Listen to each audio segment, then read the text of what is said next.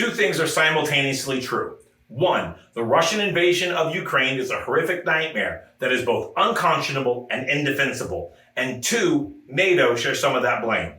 This is Radical Context.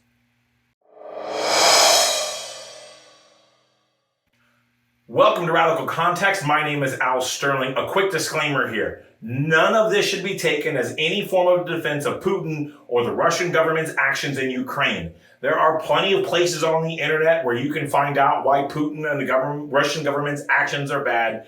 I don't think I have anything to add to that conversation. Instead, we are here to understand how and why the Russian government feels it can get away with this, what it feels it stands to gain, and why Russia feels this invasion might be necessary. And please note, I say the Russian government here on purpose. We talk about Putin as if he alone is responsible for this, but no ruler rules alone. For further exploration on this topic, I recommend CGP Gray's phenomenal video, Rules for Rulers, and I'll link that with the rest of my notes in the description. So, let's set a little bit of history here. NATO was founded in April of 1949, but in order to understand what's going on, we got to go back 4 years to 1945. See, that's when World War II finishes and the United Nations is founded. Russia, when it's founded, is named a part of the permanent members of the United Nations Security Council, along with China, the United States, Great Britain, and France. But there's a problem. See, Russia has a communist government, and communist governments are seen as wholly and irrevocably bad. There is no room for any conversations around the possible reasons for Russian communism, and there's definitely no time to spend considering any of the possible problems inherent in a Western democracy. Communism bad, democracy good, end of story. So, NATO was founded in 1949 to protect against Russian threats. And to be fair, those threats were not imaginary. But Russia followed suit with its own group called the Warsaw Pact in 1955. By then, NATO had already gone from 12 to 15 members by adding Greece, Turkey, and Germany, all three of which have gone closer to the Russian border. You're going to see that that's something that continues. Spain joins NATO in 1982, and then the Warsaw Pact wraps up in March of 1991. The USSR falls on Christmas of that same year. So this is the point we're going to bring up, that a key thing to remember here is that NATO was founded exclusively to stop Russia, who was at least ostensibly an ally when World War II ends. Because despite NATO's changes and proclamations over the years, this fundamental truth has not changed, and everyone involved knows that. NATO itself would prefer you focus on their peacekeeping efforts, but if you're Russia, you have not forgotten why this club was founded in the first place. As such, Russia has obviously never been a terribly big fan of the group that was designed to stop it.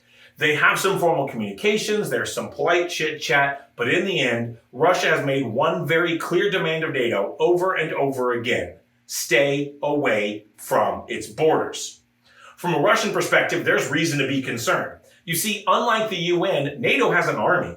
Not an official standing army, but its own website boasts that it can field as many as 3.5 million personnel, troops, and civilians, and compared to Russia's 1 million. NATO has access to tanks, clubs, fighter jets, and has a full permanent military command structure. Now, to put this in perspective, the United Nations can only field 70,000 theoretical soldiers, and putting those blue helmets on people and sending them anywhere first requires a joint resolution of the UN Security Council, meaning Russia, China, and the United States all have to agree that those UN peacekeepers are necessary. And even after that resolution passes, it can still take up to 6 months before blue helmets actually hit the ground anywhere on Earth. To quote former UN Secretary General Kofi Annan, the UN is the only fire brigade in the world that has to wait for a fire to break out before it can acquire a fire engine. But let's jump back to the 90s. Since 1999, 14 new countries have joined NATO, practically doubling the group's size. This includes almost every single one of those former Warsaw Pact countries. More importantly, these countries bring NATO closer and closer and closer to Russia's border. This is not an accident. NATO has actively courted these countries and encouraged them to join. Now again, NATO has long insisted that they're about peace, but they're still putting soldiers closer and closer to the Russian border. In fact, two countries, Latvia and Lithuania, actually already share a border with Russia. And to make matters worse, Latvia has a NATO base on it. So let's bring all of that up to today. While Latvia and Lithuania do share a Russian border, they're both smaller countries and relatively isolated compared to the rest of Europe. From a Russian perspective, they just don't appear to represent a substantial threat and definitely aren't worth going to war over. However, there are two much larger countries that border Russia and NATO. The first is Belarus. Now, Belarus has long been a Russian puppet. Belarusian President Alexander Lukashenko's election victories have been somewhat suspect, and their support for Russia is absolute. As a matter of fact, while we don't hear about it as often in the news, Belarus has actually been used as a staging area for Russia's invasion of Ukraine. And that, of course, is the other country in play, Ukraine. So, unlike Belarus, Ukraine has had a more turbulent relationship with Russia. It's a topic for another video, but the end result is this. Russia feels it absolutely critical for Ukraine to be a physical buffer between themselves and NATO, and Ukraine just ain't playing ball. Ukraine has seriously and openly been courting NATO membership ever since Russia got all grabby with Crimea back in 2014, which again is indefensible, but also did not happen in a vacuum. Since then, more and more military exercises and a ridiculous amount of NATO and American money have been pouring into Ukraine to help them modernize their military. I mean, how else do you think that Ukraine managed to hold their own soil against the fifth largest military on planet Earth? So to recap, NATO is a group including all of the most powerful countries in Europe and North America whose founding purpose is to screw with Russia. They've grown in size constantly since their inception, with troops and influences crawling closer and closer to Russia.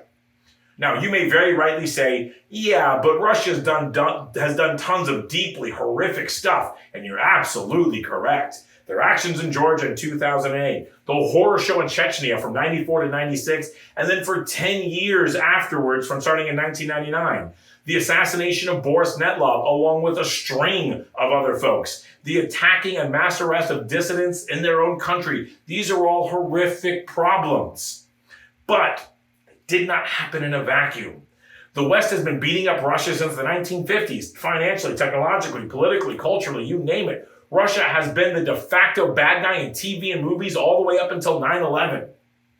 So Russia's been swinging back however they can, believing themselves to be in a fight for their very existence. See, they don't have the allies or the GDP of the West, so they do what anyone else does when they feel they're outnumbered and they're about to be destroyed. They fight dirty. And furthermore, from a Russian perspective, a lot of these NATO countries look like a bunch of rich bullies torturing anyone who doesn't agree with them. Listening to NATO countries decry empire building while directly subjugating Africa until as late as the 1960s is not something Russia missed. An incalculable amount of wealth and power came from NATO countries stripping resources from Africa, all while insisting that it's communism that is just inherently evil. Meanwhile, the CIA is overthrowing legitimately elected governments up and down Central and South America as late as the 1980s, and that hypocrisy still hits. And it's also hard for us to cry about Russian human rights abuses when we are committing our own abuses right here at home. From Gitmo to the refugee cages that we have children sitting in up and down our southern border, not to mention all of the treatment of black, brown, and indigenous peoples, Russia has made a lot of hay out of all of this. From the civil rights movement through George Floyd and beyond, Russia has been loudly asking what the difference is between their actions and ours. Now, the Russian government obviously isn't actually concerned or having any kind of a deep-seated passion for the suffering of black, brown, and indigenous peoples. But the point here is that NATO folk insisting that they are the heroes and Russia is the villain is dangerously oversimplistic. There is blood on everyone's hands involved, and the ones who are paying the price are the same ones who are always paying the price. The poorest and most disenfranchised in every country. Now, before we go, let's chat about Article 5. See, Article 5 is the part of the NATO Charter that says an attack on one country is an attack on every country. Article 5 exists because no one ever learns anything from history. Ever. See, this kind of attack on one as an attack on all thing is the exact same kind of unwavering idiocy that drug the entire planet into a world war, and then back into another world war, all probably because of a sandwich. Again, topic for another video, but see, this then is the ultimate problem. Article 5 gives away the game. NATO isn't a trade group. NATO isn't a junior UN. NATO is a military alliance formed to deal exclusively with Russia. And Russia, for its part, has seen the United States get awfully liberal with where they put troops and what qualifies as an enemy. Only time Article 5 has been invoked? It's 9/11. when NATO troops invaded Afghanistan, and that did not go as planned. So, Russia can see a situation where thousands of NATO troops are sitting right on their borders they have some issues with, knowing that if any country decides that Russia has attacked them, they could be facing annihilation from the entire Western world. They've been dealing with a constant stream of soft power moves from what they see as a bunch of bullies picking on them because the Russian corrupt government is somehow much worse than the Western corrupt governments. Now, I don't have answers here, and I never will. If things were this simple to answer, somebody smarter than me would have found them a long time ago. But I do believe we have a responsibility to educate ourselves and challenge our preconceived ideas. And remember, if one big group of people is clearly good and the other big group of people is clearly bad, then it's time to become very suspicious of all of it. Thanks.